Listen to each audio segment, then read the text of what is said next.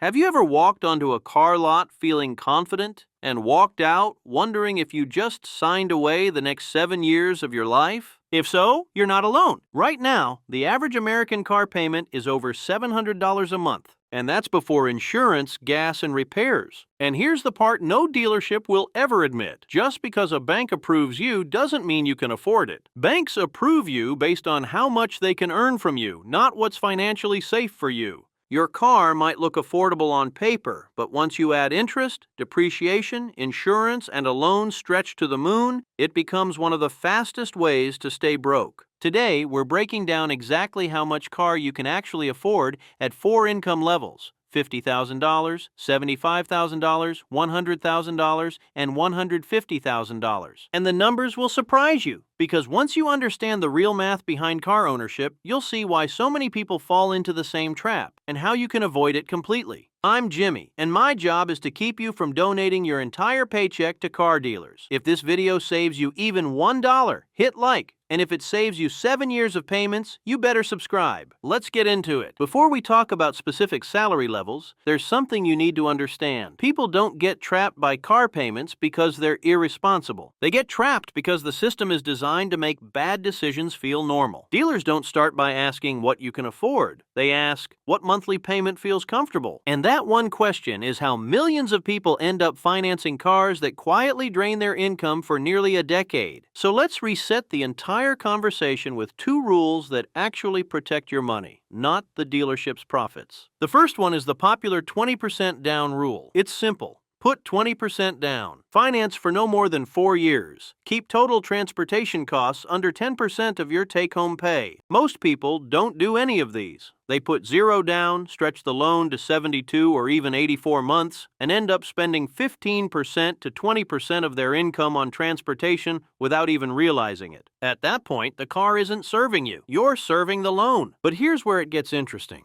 Some financial experts say even the 20-40-10 rule is too generous. They prefer the 20/3/8 rule, which cuts the loan to 3 years and caps your payment at 8% of your income. Why so strict? Because a car is a rapidly depreciating asset. If you can't pay it off in 3 years, you're almost guaranteed to be upside down, owing more than the car is worth for most of the loan. And dealers know this. That's why they stretch loan terms. They're not lowering the price, they're simply lowering your resistance. But the truly dangerous part isn't the monthly payment, it's everything hiding behind it. Insurance rates hitting $150 to $300 per month, gas prices that change weekly, maintenance and unexpected repairs that always seem to show up right after your warranty expires, registration fees, and the silent killer, depreciation, which eats 20% of the car's value before you even get the new car smell out of the interior. When you add these together, a reasonable payment suddenly becomes a financial black hole. This is why wealthy people think about cars differently. They don't ask, "Can I afford the payment?" They ask, "Does this purchase move me closer to financial freedom or farther away?" Most Americans never ask that question. They just sign whatever the dealer prints out and hope nothing goes wrong. In the next section, we're going to take these rules and apply them to real salaries: $50,000, $75,000, $100,000, and $150,000. So you can finally see the actual price range you should stay within. And I promise, it's probably lower than you think. Let's start with the income level where most people get their first painful wake-up call: $50,000 a year. On paper, $50,000 sounds decent, but after taxes, your take-home pay is usually around $3,400 a month. And here's where the math gets brutally honest. Using the 10% transportation rule, your entire monthly budget, car payment, insurance, gas, everything should stay under $340 per month. If you follow the more conservative 8% guideline, it drops to $272. Now think about this. Insurance alone can run you $120 to $180 a month depending on your age and location. Gas can easily be another $80 to $120. Before you've even touched a car payment, half your budget is already gone. That means realistically you can only afford $120 to $180 per month for the actual loan. And here's the reality nobody wants to hear. A $150 monthly payment with 20% down and reasonable interest puts you in the $6,000 to $8,000 car range. Most people hate hearing that because $50,000 feels like you should be able to buy something nice. But cars don't care how you feel, they only care about math. At this income level, your goal isn't luxury. Your goal is reliable transportation that gets you to work without bleeding your paycheck dry. A high-mile Honda Civic, Toyota Corolla, or Mazda 3 that's been well-maintained will do more for your financial future than any brand-new car smell ever will. Now let's move up to $75,000 a year, where people start making their first big financial mistakes. At this income, your monthly take-home is roughly $5,100. The 10% rule gives you $510 per month for transportation. The 8% rule drops it to $408. After accounting for insurance and gas, that leaves $250 to $350 for the car payment itself. And here's the shocker. Even at $75,000 a year, you are still not shopping for luxury. You're looking at cars in the $11,000 to $16,000 range. But most people at this income level fall into the same trap. They get pre-approved for a $600 or even $700 monthly payment, and they assume that means they can afford it. They can't. Approval only means the bank believes they can squeeze that much money out of you every month. It does not mean it's financially smart. Stretching to a payment that feels manageable is exactly how someone making $75,000 ends up spending nearly 20% of their income just to own and operate a car. When that happens, you're not driving transportation. You're driving lifestyle inflation. Here's the bottom line for these income levels. If you earn $50,000, you should be driving something simple and reliable. If you earn $75,000, you can upgrade slightly, but you're still not in luxury territory. And the earlier you understand this, the faster you escape the cycle that keeps so many Americans living paycheck to paycheck. In the next section, we'll look at what happens when you hit six figures and why earning more doesn't magically make car buying safer. Reaching $100,000 a year feels like crossing a financial milestone. For a lot of people, it's the first time they feel genuinely comfortable. But here's the harsh reality. Making six figures doesn't magically protect you from bad car decisions. In fact, this is where many people make their most expensive mistakes. At $100,000, your take-home pay is roughly $6,800 a month. Using the 10% rule, your total transportation budget should stay under $680. Using the stricter 8% rule, you're looking at $544. But remember, that includes everything: insurance, gas, maintenance, registration. Once you subtract those, you've realistically got $400 to $500 left for a car payment. And here's where the math becomes eye-opening. A $500 payment with 20% down and a normal loan term puts you in the $22,000 to $25,000 car range. That means even at $100,000, you're still not in luxury territory. But this is exactly when people start saying things like, "I've worked hard. I deserve something nice.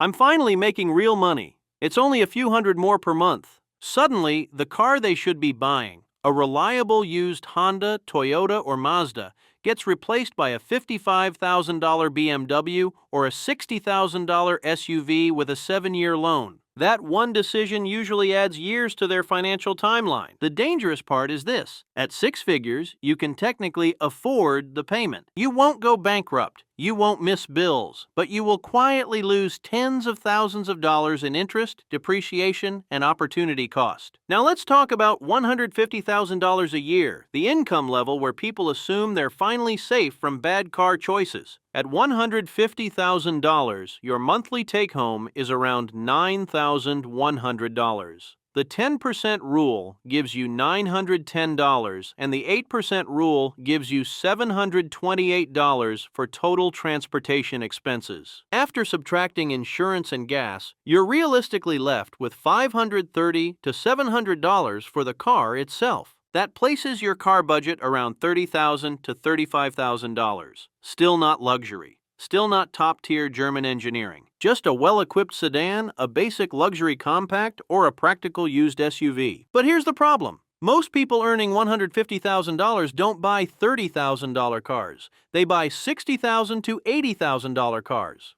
They stretch loans to 7 years. They convince themselves it's no big deal. And that's how high earners stay middle class forever, because every dollar spent on a depreciating asset is a dollar that won't compound. A person earning $100,000 or $150,000 who drives a modest paid-off car and invests the difference will end up far wealthier than the six-figure earner driving a luxury car to impress strangers. Income doesn't determine wealth. Decisions do. In the final part, we'll look at what actually traps people financially and why the car you think you need might be the biggest wealth killer in your entire life. To understand how dangerous car payments really are, let me show you two people who earn the exact same salary but end up in completely different financial worlds. Meet Sarah. She makes $75,000 a year, walks into a dealership, and falls in love with a $35,000 SUV. The salesman works his magic and says the words every buyer wants to hear. Good news, you're approved, and it's only $650 a month. Sarah doesn't realize that this affordable payment requires a 7-year loan. She also doesn't calculate the insurance increase, the rising gas cost, or the maintenance that comes after year 3. Once everything is added, her real transportation cost is over $900 every month,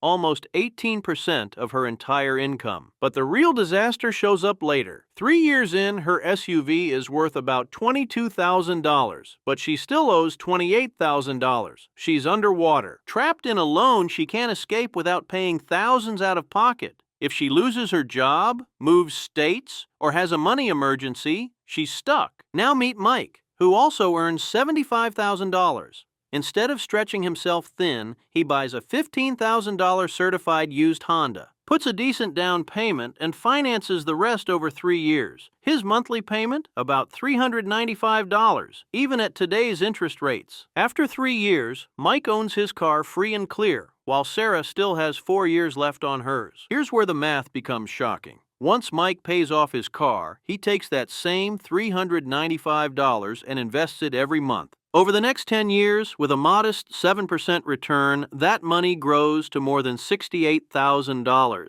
Mike builds wealth. Sarah builds a relationship with her mechanic. This is the hidden cost of expensive cars. It's not just the payment. It's the investment growth you sacrifice, a loss most people never see until it's too late. Now let's talk about the excuse everyone uses. I need a reliable car for work. My family needs something safe. I deserve something nice. Yes, you need reliability and safety, but those don't require a $40,000 or $60,000 purchase. A 3 to 7-year-old Honda, Toyota, Mazda, Hyundai, or Subaru provides the same reliability for half the cost. And here's the real truth. If you're not wealthy yet, you can't afford to pretend you are. Wealthy people can make suboptimal decisions because their money cushions the impact. But if you're building wealth, every dollar matters. Every loan term matters. Every decision either speeds up or delays your financial freedom. The path to wealth is simple. Drive a modest car. Invest the difference. Let time do the rest. If this video helped you avoid years of financial regret, make sure to subscribe, because your car won't make you rich, but your smart decisions absolutely will.